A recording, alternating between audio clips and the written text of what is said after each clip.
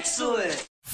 2017 has seemed like such an amazing year for PC hardware. The 1080 Ti launched, AMD returned to relevance with the Ryzen launch, and then the follow-up surprise launch of Threadripper. Intel refreshed their enthusiast lineup with Skylake X, and then they followed up by giving 6-core CPUs to the mainstream with Coffee Lake. Even the Radeon Vega 56 and 64, although late to the party and not quite as powerful as expected, can still be added to the list of options PC gamers have to choose from. So with all of this having happened, and considering that most of the products expected to launch this year have already launched, you'd think that it would be prime time to build a gaming PC right now, but it's not. In fact, it kind of sucks. Here are 4 reasons why. Item number 1, the obvious culprit, GPU prices. This is the result of cryptocurrency mining, and it has been a pain in the backside of anyone looking to buy a reasonably priced mid-range graphics card since about mid-summer 2017. The rise of alternative cryptocurrencies, such as Ethereum, that are resistant to ASIC-based mining has brought GPU mining back into popularity, with cards based on AMD's Polaris architecture like the RX 480 and 580 in particular demand due to their efficiency and flexibility. NVIDIA's cards suffered price jumps as well, but thankfully they've settled down a bit, which you can't say for any of AMD's cards that are priced above $100. Even though the GTX 1063 and 6GB do give gamers looking for a GPU in the $200 to $250 range an option, there's not much competition for these cards thanks to AMD's high prices, so the prices for NVIDIA are generally still the same or higher than when the GTX 1060 launched over a year ago, $200 or more for the 3GB and $250 or more for the 6GB.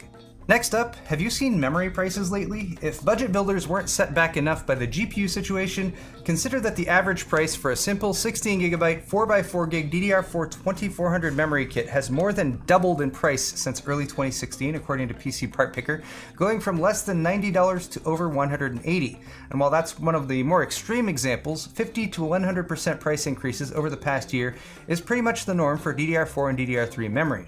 We were warned about this, of course, market trends and all. There are explanations like the fabs are switching over to a smaller manufacturing process, or defect rates are high, or they encountered setbacks related to sampling and yield, so the supply situation remains tight. Or Apple just bought it all, like all the memory, Apple just bought it. Or maybe they just wanted to squeeze the supply to up the price in order to earn record profits for themselves this year, but I don't know where we'd find any evidence of that. Now third up, you may have spotted Intel's recent Coffee Lake CPU launch, and you might have been excited because clearly here is some evidence of AMD's new competition from Ryzen paying out. Mainstream 6-core Intel CPUs and an unlocked quad-core i3.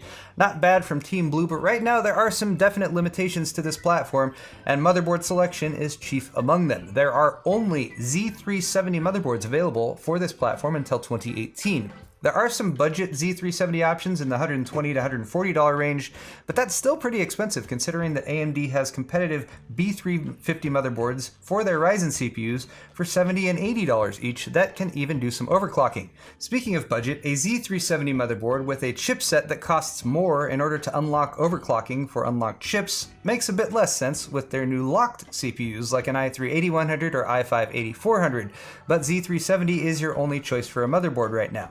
I'm hoping Intel considers a lower priced chipset that still has some overclocking options unlocked, maybe call it Z350.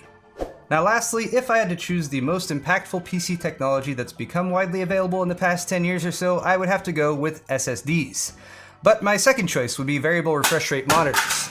Don't worry, it was a Vertex 2. At least when it comes to PC gaming, but I wish widely available could also align with widely affordable when it comes to these fancy new gaming monitors. The experience of playing on a variable refresh rate monitor, which synchronizes the frame rate output of your graphics card with the refresh rate of your monitor for buttery smooth gameplay that also makes the most out of your graphics card's performance, is one that once you've tried, you just won't want to go without, especially if you play fast-paced PC games. But monitors with this feature that are compatible with NVIDIA GPUs, dubbed G-Sync, are typically $100 to $200 or more expensive than a FreeSync monitor with the same specs that's compatible with AMD GPUs. So that's fine, just go with an AMD GPU for their consumer-friendly FreeSync monitors that aren't horribly marked up, and pair it with an AMD graphics card that is horribly marked up. So pick your poison. Overpay for your AMD GPU and a fairly priced FreeSync monitor, or get a fairly priced NVIDIA GPU and overpay for your G-Sync monitor. The choice is yours. So guys, I know this was a negative video, but it just sort of occurred to me the other day that things aren't all sunshine and daisies in PC building land. But nevertheless, we soldier on, and I know I'm going to keep building computers, and I'm pretty sure you guys are going to do the same. But there is something to be said for waiting until 2018 to invest if you're considering it. Maybe for now, just go with AMD CPUs and NVIDIA GPUs, and you'll be fine.